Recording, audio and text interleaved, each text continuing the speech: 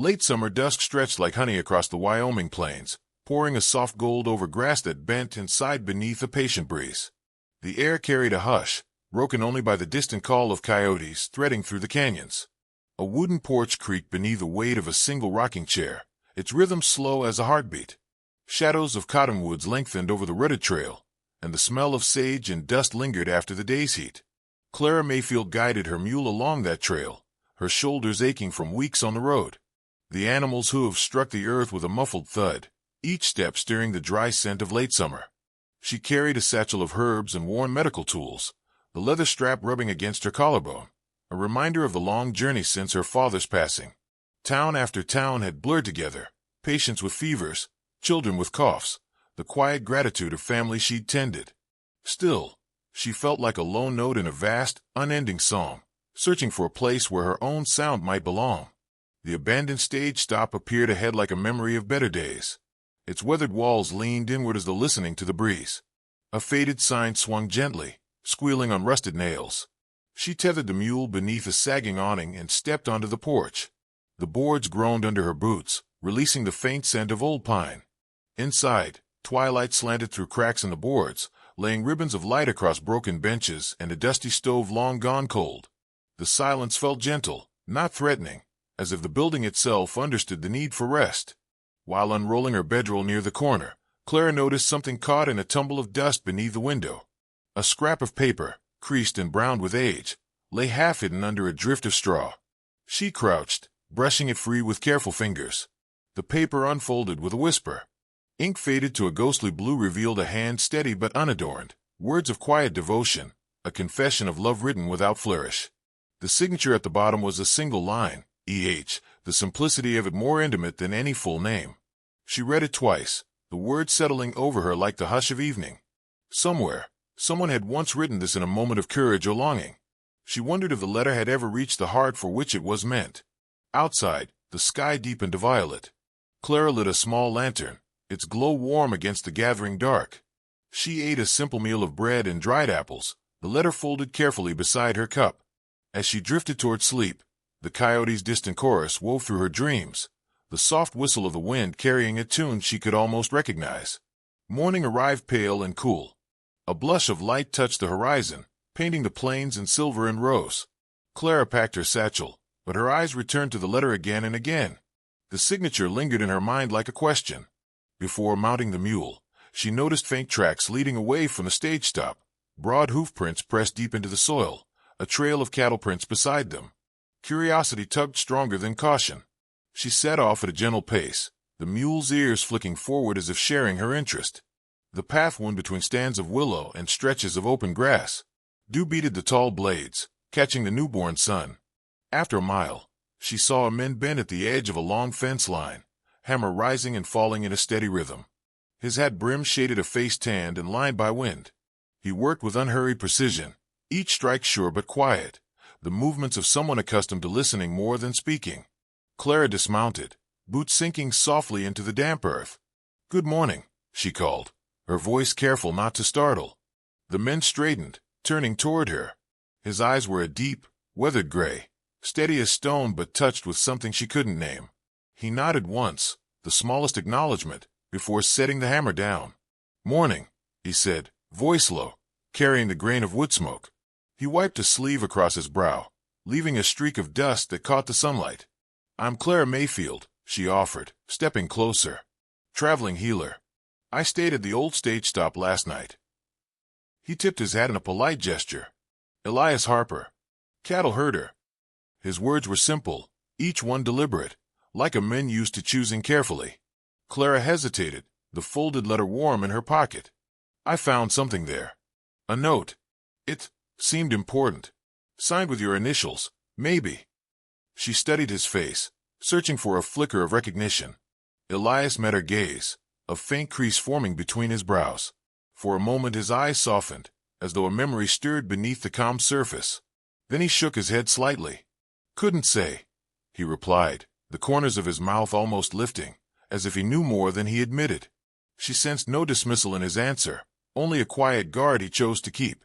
The silence stretched between them, not uncomfortable but deep, like a well that held more than either was ready to draw. A meadowlark called from a nearby fence post, the sound bright and sudden in the stillness. "I didn't mean to intrude," Clara said, shifting her satchel. "Your fence looks like it needs an extra pair of hands." Elias glanced at the loose rail he'd been mending. "Could be," he said, then bent to pick up the hammer again. "If you're willing." She stepped beside him, the scent of fresh-cut cedar rising as she held a post steady. They worked in quiet accord, the steady thud of the hammer blending with the whisper of wind. Sunlight climbed higher, laying a golden sheen over the grass. Clara felt the simple rhythm of the task ease the restlessness that had carried her across so many lonely miles. When the final nail was set, Elias straightened and surveyed the repaired section. "Good as new," he murmured. His glance lingered on her, a flicker of gratitude passing through his eyes before he looked back to the plains. Clara brushed dust from her hands. "Thank you for letting me help," she said softly.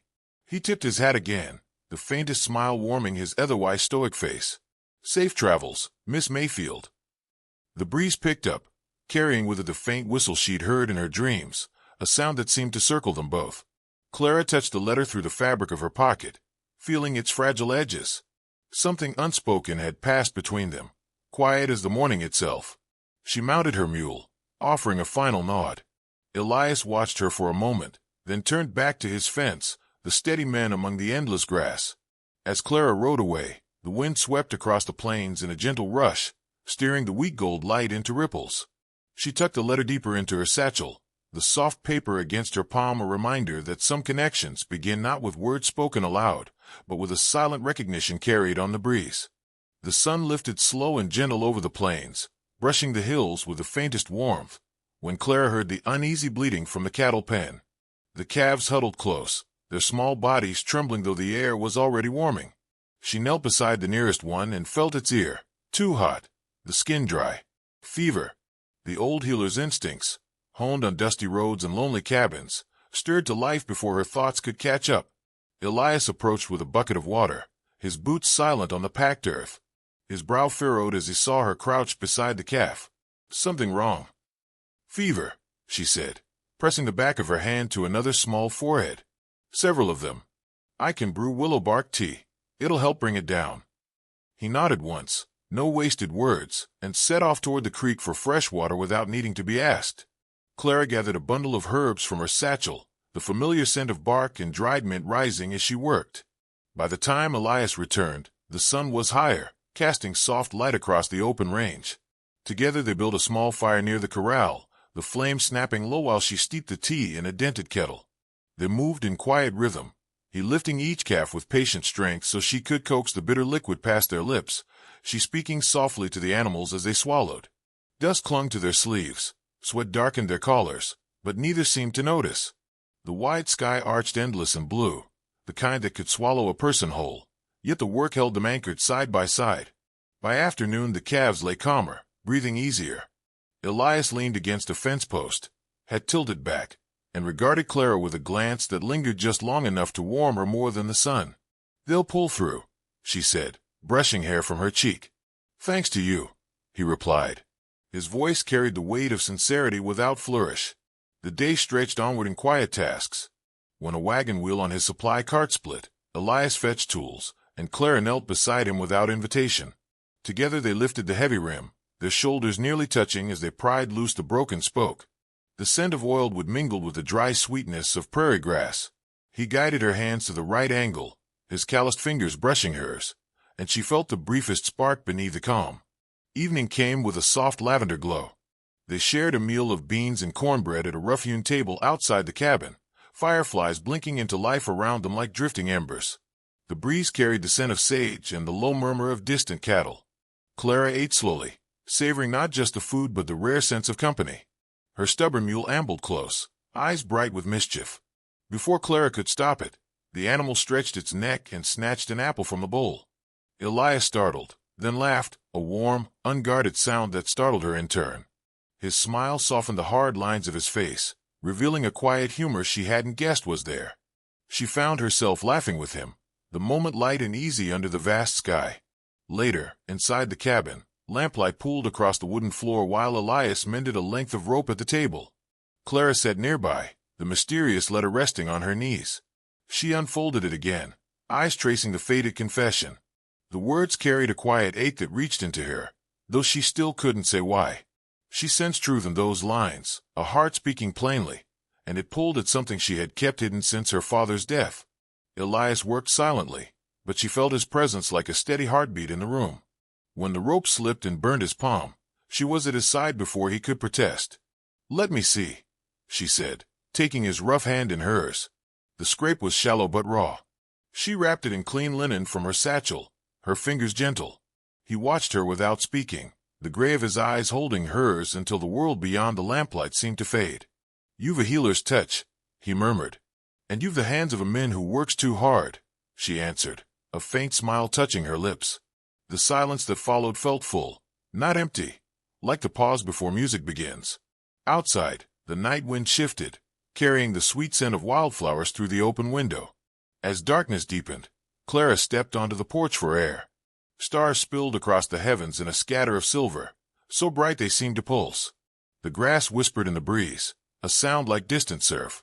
She held the letter against her chest, feeling the paper's fragile edge beneath her fingers, wondering about the men who had written it and the woman who had never received it, or perhaps had received it and gone on without him. Her gaze wandered to the horizon. A lone rider appeared there, a dark silhouette against the dying light. He sat motionless on his horse, the figure small but unmistakable in the open expanse. The sight pricked something sharp in the calm night. Clara's breath caught as the rider lingered, watching the homestead. The mule shifted uneasily behind her, sensing the change in air. She glanced back through the doorway where Elias stood, shadowed by the lamplight. His hand rested casually on the frame, yet his eyes narrowed as they fixed on the distant shape. Neither spoke. The rider remained for a long moment, then turned slowly and disappeared into the rolling dark, leaving only the soft hiss of the wind and the quiet thrum of the plains. Clara stayed on the porch, the letter pressed close, as the last trace of hoofbeats faded into night. The next evening settled heavy and amber across the plains, the kind of light that seemed to slow every breath. Clara felt it first as a tremor in the air, a hush that tightened the world. When she stepped from the cabin, the horizon held a familiar figure, the lone raider from the night before, closer now, horse dark against the dying sun. He came on at an easy pace, deliberate, until the soft thud of hooves folded into the whisper of the grass. Elias stood near the corral, a coil of rope in his good hand, shoulders squared but loose as if braced for weather. The men dismounted with a rustle of leather, dust rising around his boots. His coat carried the hard creases of long travel, and the iron badge on his chest caught the last shard of daylight. "Evening," the stranger said, voice low and measured. "Name's Carson. Folks call me a bountyman. I'm looking for an Elias Harper." The silence after his words stretched like wire. Clara felt the air change, yet Elias didn't flinch. He rested the rope on the fence and wiped his palms on his trousers, a slow, steady motion. "You found him," he said. Carson's gaze narrowed. "Got word of an old holdup out near Cheyenne. 5 years back. Mail coach short on payroll. Name and description match. Some say the man never paid for it." Clara's heart kicked against her ribs, but Elias only breathed, the calm of a man who had waited for this moment. He turned toward her, not the hunter, and his eyes, gray as distant rain, held hers. "I was there," he said quietly. "Friend of mine was sick, near death. We were desperate. I stopped a coach, took enough to buy the medicine, gave back what was left when the fever broke. Marshall knew. I worked off the debt on a cattle drive for 2 years. He said it was done." He paused, voice firm but without heat. "I never hid it. Just didn't advertise it." Clara felt the weight of his honesty settle like warm sand. There was no plea for understanding, only the plain truth. Carson shifted, a flicker of surprise in his eyes. "Marshall never filed papers?" "No," Elias answered. "He wrote the matter closed. Ask him yourself." The hunter studied him, then glanced at Clara. She met the man's scrutiny with a steady gaze, refusing to let fear sharpen the air. Instead, she motioned toward the porch. "You've ridden far," she said. "There's a fire inside and coffee on the stove. Share a cup before you decide the worth of old rumors." For a moment Carson seemed about to refuse, but the scent of fresh brewed coffee drifted out on the breeze, rich and inviting. He nodded once and followed her inside. Elias trailed them, his presence as solid as the log walls. The three sat around the small table, lamplight pooling like amber honey. Clara poured the coffee, her hands unshaken. "Stories travel faster than truth," she said, her voice gentle.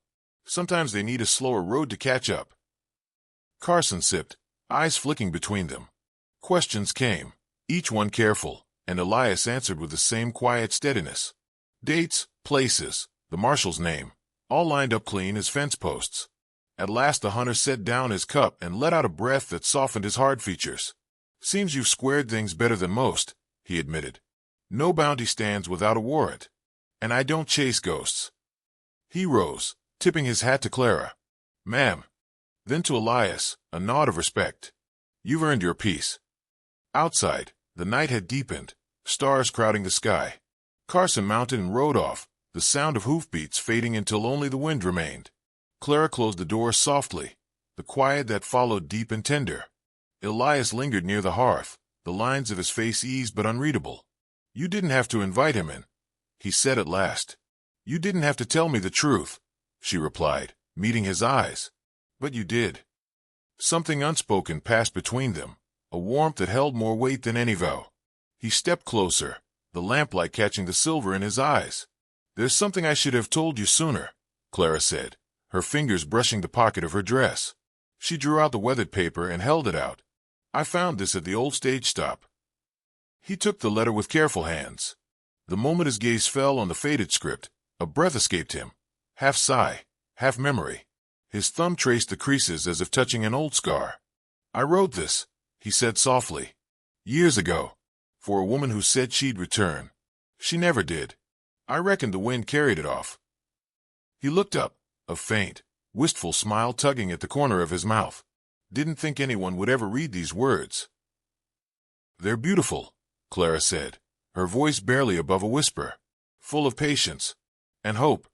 He studied her, the distance between them no wider than a breath.